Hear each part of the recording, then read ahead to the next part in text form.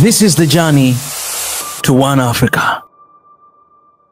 There's lots of geopolitical tensions happening around the world, and we saw what impact that has on food prices, on fuel prices, whether it's the Russian war in Ukraine affecting grain prices dramatically. It's causing inflation across the African continent and making things so unaffordable. And of course, it creates a huge debt burden. We're also seeing on our doorstep here in the region, in Israel as well. How closely are you watching these events? Because when these events happen, it has a spillover economically, and it takes our eye off the ball in terms of achieving our climate goals. Well, COVID pandemic, the war in Ukraine, what's happening in Gaza and Israel, all these are really unfortunate situations, especially in a world where we are facing a climate catastrophe. And what has it done to us?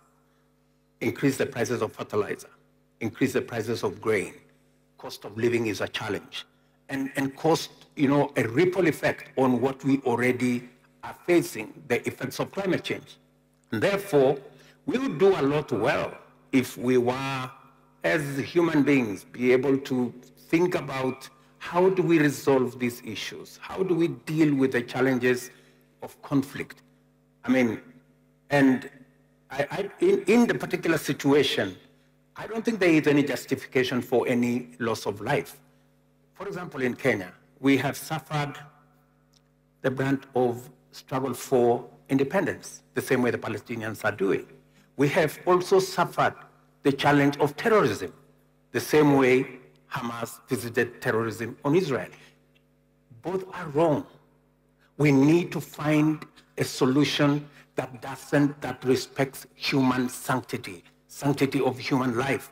And I think the sooner we get to a table and discuss these issues, we can never get a solution through the power or the barrel of the gun. I think we need to resolve these issues because it's hurting us. It is hurting those of us in the global south. And the one thing I would want to say that the globe must listen to us is it is not possible anymore to do something at the corner and expect that it doesn't affect other parts of the world. Yeah. Just the same way, we have a huge demographic dividend in Africa. We have big population of young people, learned, creative, innovative. Unless we have inclusive growth, either we invest in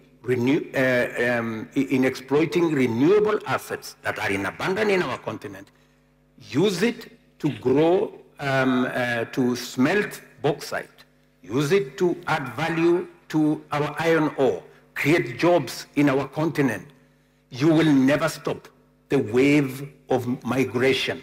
It doesn't matter how high walls you build. Yeah. It doesn't matter what regulations on immigration you put. It's an exercise in futility. We have a global village.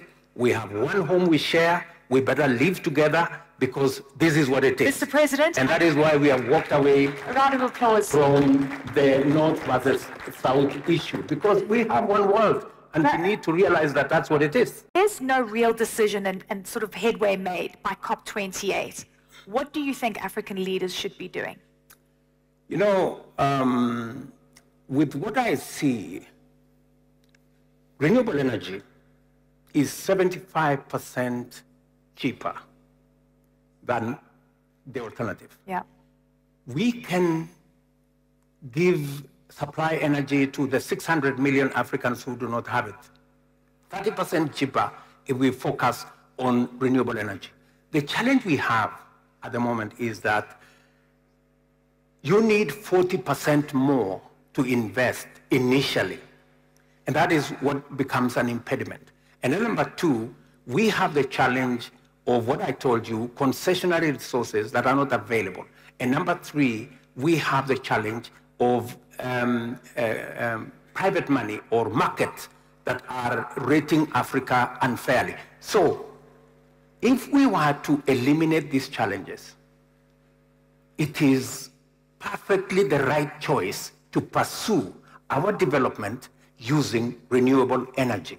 And we do not have to exploit the other resources, because if we can do it with clean energy, explain to me, why would we want to use energy that is not clean, energy that damages our climate, especially for us who are suffering the brunt of climate change? Kenya, for example, we lost 2.5 million heads of livestock. In the whole of Africa, we lost 9.5 million heads of livestock between Kenya, Somalia, Djibouti, Ethiopia. Do we really want to go there? No, yeah. You know, so we must step up, and we must be candid with ourselves. It may look cheaper today to exploit the other sources of energy, but at what cost? A huge cost for future generations, and the least. We are in a climate emergency.